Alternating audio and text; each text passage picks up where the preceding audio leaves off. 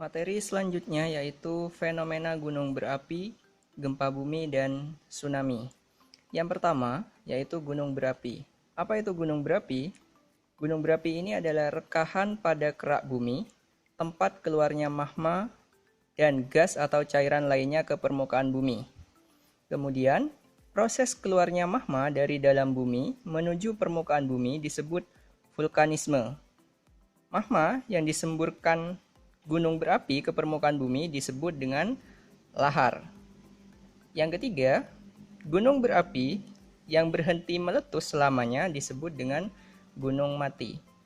Secara geografis, Indonesia ini dilalui oleh jalur gunung berapi, disebut juga dengan Ring of Fire.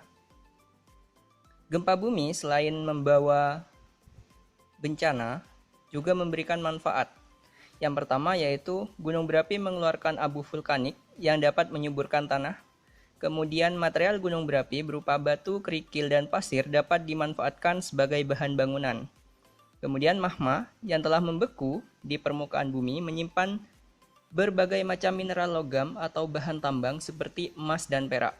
Yang terakhir yaitu kawasan gunung berapi dapat dimanfaatkan sebagai lahan hutan, perkebunan, dan pariwisata. Yang kedua, yaitu gempa bumi atau seisme. Gempa bumi ini adalah getaran yang dirasakan permukaan bumi akibat kekuatan dari dalam bumi.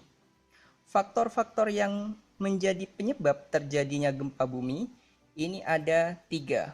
Yang pertama yaitu kegiatan gunung berapi. Ini disebut sebagai vulkanisme, gempanya disebut sebagai gempa vulkanis.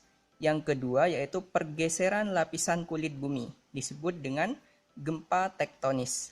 Yang terakhir yaitu reruntuhan tanah, yang disebut dengan gempa terban. Kemudian, pada saat terjadinya gempa, di sini ada 2, yaitu ada di pusat gempa yang ada di dalam permukaan bumi, kemudian yang ada di permukaan bumi.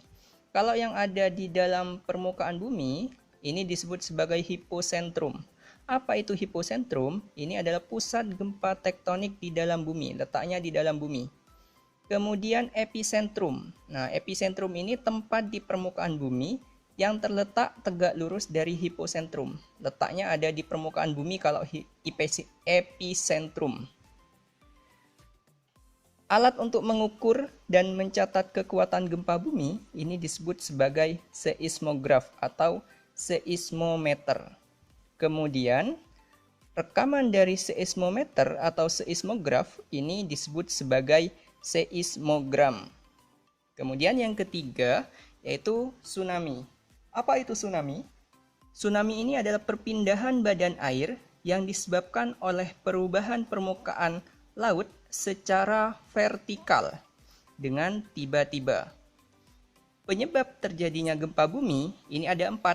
Yang pertama yaitu gempa bumi. Ketika ada pergeseran lempeng bumi di bawah lautan, maka akan menaikkan gelombang air laut, sehingga gelombang air laut ini akan terdorong menuju daratan. Nah, garis putus-putus ini adalah batas air tenangnya. Jadi air akibat gempa bumi ini akan dibawa menuju daratan.